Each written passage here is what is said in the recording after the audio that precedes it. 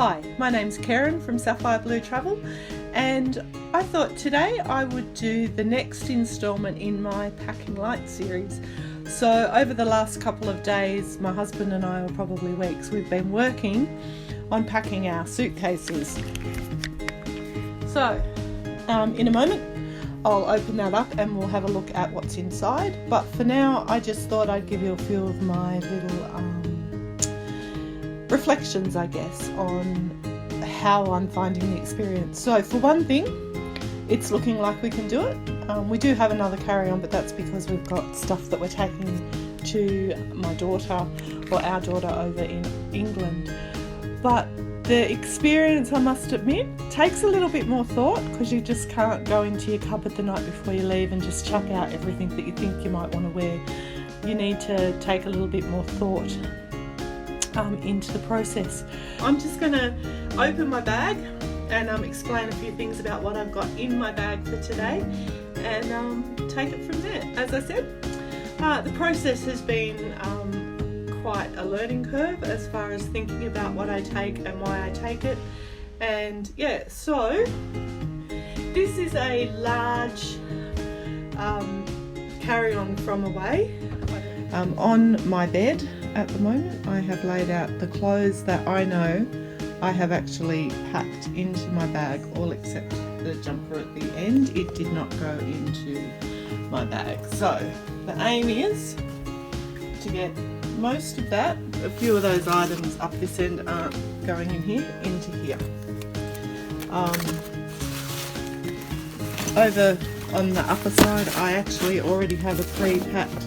This is my undies, pyjamas and socks, so that's in there, with these other items go in there too. So a microfiber towel, because we will need that at one of our locations, a Kathmandu pack and go back day backpack for those days when we need something a little less thing. I'm actually going to carry, this is my pack and go jacket, feather down jacket. I'm actually going to take that on the plane to use it as a pillow. So that's what's going in that side. Plus probably is my shoes and my swimmers. Now that I'll pack all that properly, and I should have a bit. I managed to get all of that into there. So as I said, I have found the whole process quite a learning curve and requires a little bit more thought, but it's not difficult. All of those clothes will mix and match with each other, so I can have a bit of variety, but it'll be the same. But I've made sure that I've got shirts that are a little bit different all the way along. There's a little bit of room in there for anything else that I need. Okay, so you know how they say guys are easier to pack for and all of that sort of thing.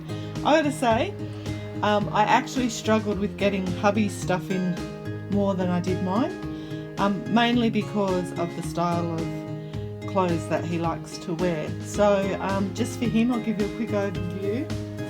This is, so that's his socks, undies and hankies. He's also got a microfiber towel, his pajama pants, jumper and stuff, so that's that, and a second pair of shoes. So we've both only got our everyday walking, hiking shoes and a pair of sandals for when we go to the beach. So yeah, so on this side, as I said before, hubby's got two different, so he's got two medium-sized packing cubes, one for his pants and one for his shirts. And there we have hubby's clothes into the two packing cubes, his shirts and his pants. And as you can see, the pants, there's actually a fair bit of room in there. You know, it's a tight fit, but it all goes down quite well, and because there's room on the other side, it all evens out. So, you know, on the whole, it's fairly even. We've got a few extras in both our bags, just for things that we need to do. He's got a really good travel jacket that he wears when he travels all the time, because he obviously, because of what he does for his job, he needs that when he's traveling across the country every couple of weeks. It's scheduled in times where we're aiming to wash just because we've got freer days, or we know we've got access to washing machines and dryers in certain places.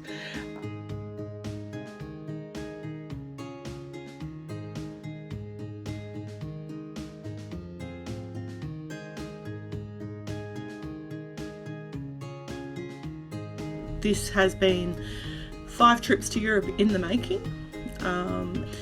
Probably the last 2 trips, technically we packed light as far as what we took concerned, but we had it all in one big bag, which meant Phil was left with carrying everything. Okay, how did we find packing light?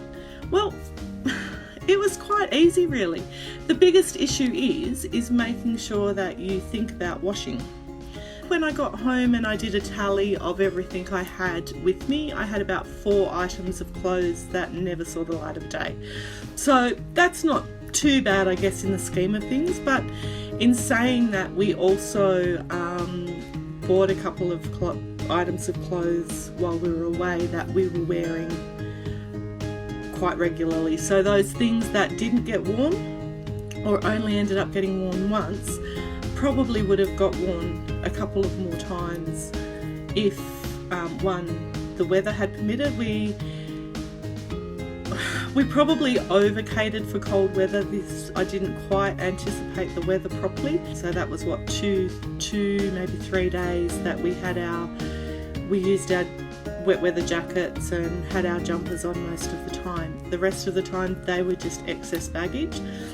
Stuff like that you can't anticipate, and I think it's better to be slightly prepared for that sort of thing than not, so I wasn't overly upset about that. The thing that we will do next time is probably, because we inevitably do shop for clothes and we do end up buying some sort of article of clothing which becomes part of our mementos of being away, we will end up doing that more and leaving space for that next time. And we had the big, a bag the same as what we had for our daughter's stuff, with extra stuff in it that was not full, but we did need that because we did an overnight in London and our bags were actually booked through from Budapest, so we needed to have that extra.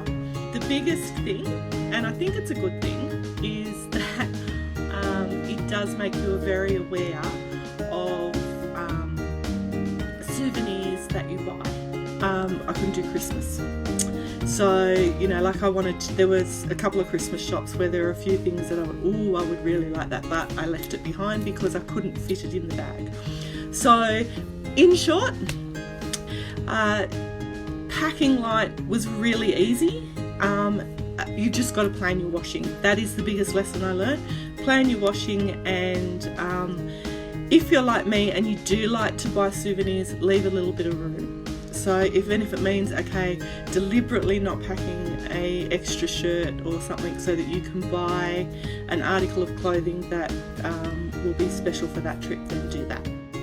Thanks for watching, and if you'd like to learn more, why not head on over to our blog post at sapphirebluetravel.com.au, where you can learn more about our adventure and get our packing lists. Thanks for watching again. Have a great day. I'm Karen. Bye.